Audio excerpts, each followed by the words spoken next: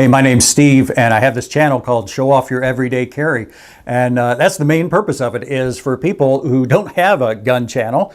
Those guys are always doing a video of their everyday carry. Well, you and I put a lot of thought into ours as well. So I'd like to show mine off. And not so much show off as just, hey guys, here's what I'm wearing and why I wore it. And because I know I get a lot from other people's videos on why they picked a certain piece of gear or maybe where they wear it.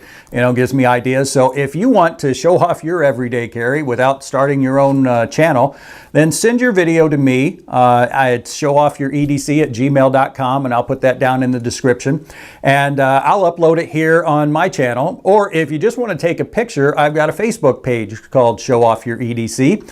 And you can go there and just upload your picture and comment on it. Tell us what you wear, the gear you wear, maybe why, something like that. Again, I think that's the real benefit that comes from this. Well, one new part of my EDC, and I know for a lot of people it's growing in popularity, and it just totally makes sense. If you EDC a firearm prepared for some type of violent situation, well, you need to be prepared if you actually get into one of those and some violence occurs and someone ends up bleeding, especially you or someone you care about or an innocent person. What are you prepared to do? What are you able to do to help with that? And so I've started carrying, an IFAK, individual first aid kit, on my person. When I have cargo pants, I actually can put it in the cargo pockets, and I have some different things that carry that. But with jeans or something else, I need one of these ankle rigs that, have become real popular. And so I've tried out two of them.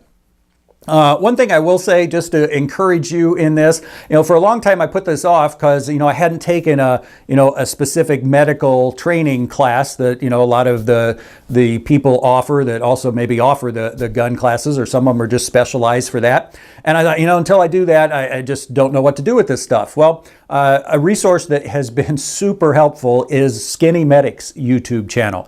This guy's an EMT, I guess, but he shows how to use all this stuff. And matter of fact, I took a free class they were offering in Indiana called Stop the Bleed, and didn't learn anything new. Nothing that I hadn't already learned on his videos. So, to get prepared for this stuff, the basic level things, a tourniquet for sure, and some of these other things, you watch his videos and you'll be pretty prepared. Do some practice yourself, enough to at least have one, and the tourniquet especially to use. So I really encourage you to start carrying some medical gear.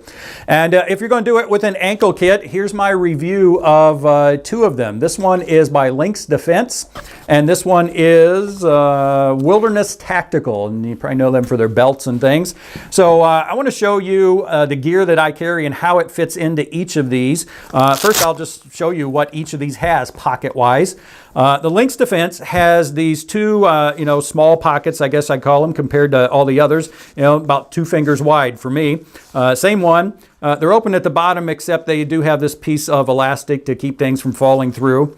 Then they have 2 large pockets, which, I fit all 4 of my fingers in there.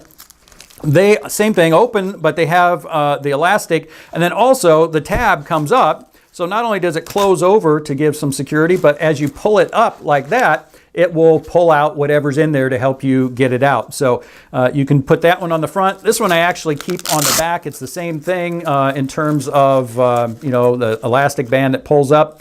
But you're going to see what I put in here is a little taller. So I just put that on the back like that. So that's that one. Wilderness, move this one out of the way. Wilderness's pouch definitely has a lot more pouches in it. It's got this small one on the front, about a 2-finger pouch, not quite as high, but great for, just a pair of gloves. Then it's got another one right on top of it, or right underneath it, and same thing. And then you get a little wider, that's about 3 fingers for the next one. And then you've got 3 pouches that are 4 fingers each. So, and none of them have any top to them. But if you put things in the right way, and I rearrange them a little differently to maybe make things tighter in this one than that one.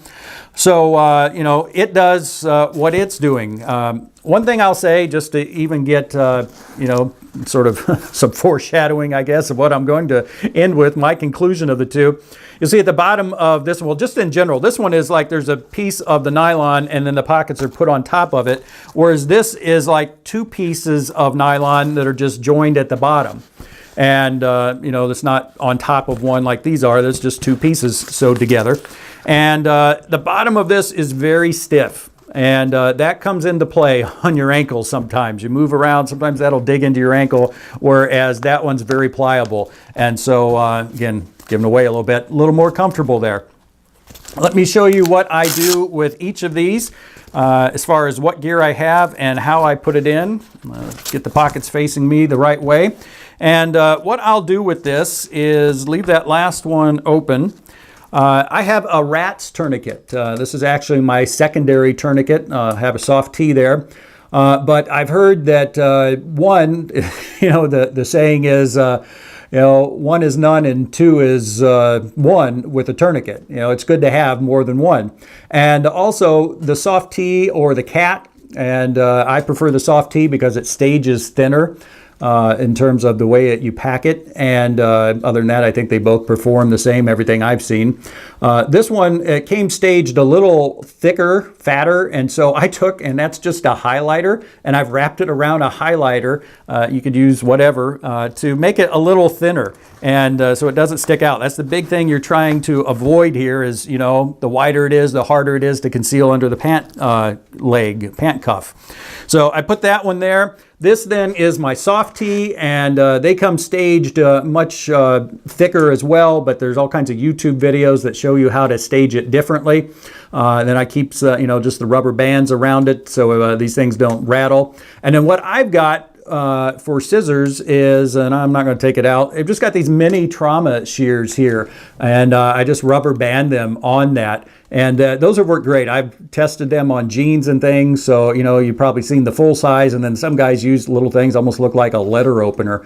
So, you know, these are sort of in the middle, but they work real well on, you know, what I would anticipate. I'm sure you had some big leather jacket or something, it might not, but normal stuff works pretty well. In my car, I actually carry then a pair of the full-size shears. So I put this in here, and doesn't fit well upside down, doesn't need to be, but it fits like that, stays real well. Then what I do is I have assembled a little bag here. I think this is actually what a rat's tourniquet came in, and I've used it to try to keep these things you know, more together. It makes it easier when I have to take them out when I switch to my cargo pants and I have a different setup. But what's in here is the Hyphen chest seal, the 2-pack. The Celox Z-fold gauze ribbon, so a hemostatic agent with some gauze, and then 2 pair of gloves that I put there.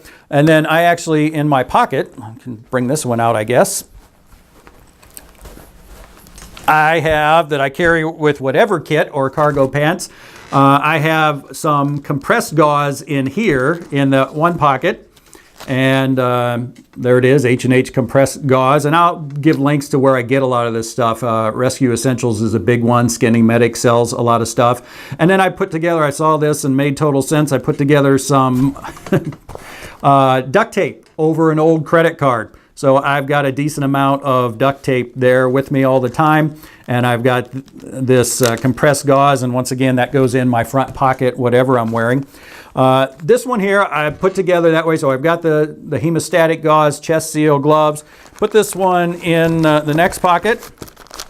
And then the last thing I have is an Israeli bandage. And again, a rubber band just to keep the flap down a little bit. And put that one in here. And I do that because it's thinner. And I want to try to keep it thinner as I get it, you know, toward the closure point. So I want to show you how this fits on my ankle. I know you didn't turn into a video, you know, watch a video to see my legs, but you probably won't suffer too much.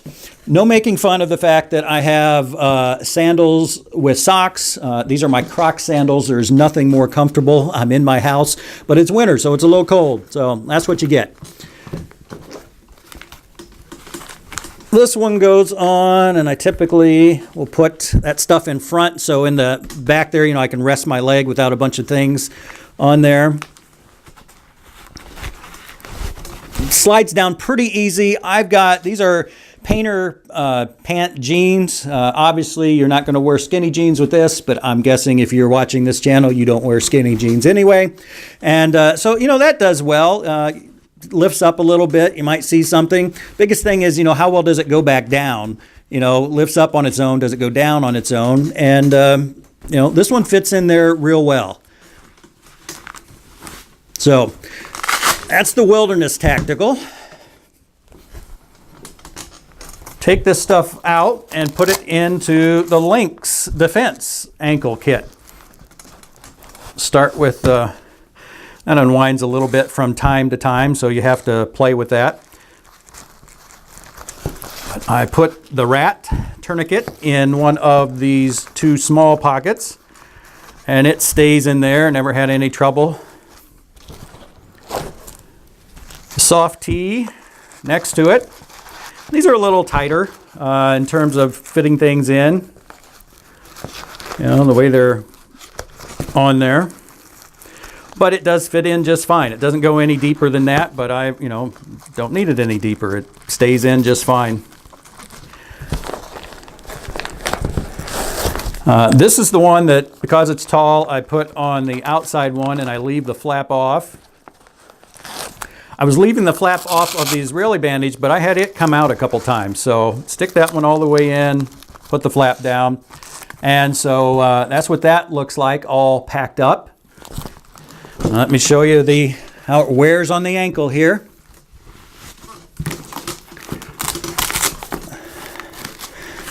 All right. So that one there, and again, I've got something soft. I've got the Israeli on the very bottom, so that wears well in terms of crossing my legs or putting my feet up or something.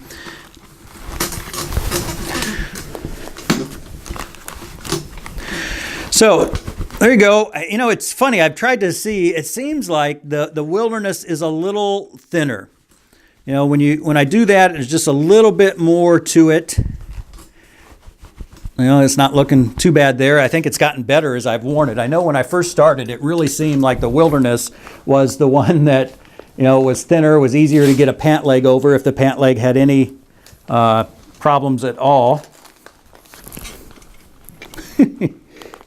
Yeah, we might edit that out. So there's these two kits. Again, I have been leaning toward the Lynx Defense, and the main reason is this bottom edge. It's just more comfortable there. This carries everything I need. This one you could carry more, but then it would definitely be thicker. The other thing, just to let you know up front, this one's about $26 and this one's $40. So, you know, I had some kind of discount and I went ahead and tried this. I started with this, you know, and heard good things about the Wilderness, and it's a good kit or rig. Both of these would work just fine. My personal opinion, again, this one's a little more comfortable because of that edge at the bottom. I think the thickness of them is real close. The Wilderness might be a little thinner, and maybe that's because, again, it's just the two layers there versus this is, you know, pouches on top of a layer. I don't know, but it's real close. Seems like it's gotten closer as I've worn this a lot. So this is the one I go with. Do what you want, but definitely I encourage you to start carrying some type of individual first aid kit. It just makes sense if you're carrying firearm and knives and such to be prepared for the aftermath. So hope you enjoyed this. As I said, if you want to send a video of your EDC, send it to the email address I'll put in the description there. And if you just want to upload a picture, you can go to my Facebook page, show off your everyday carry, show off your EDC. You do different ways depending on which format I'm using. But hope you found this helpful.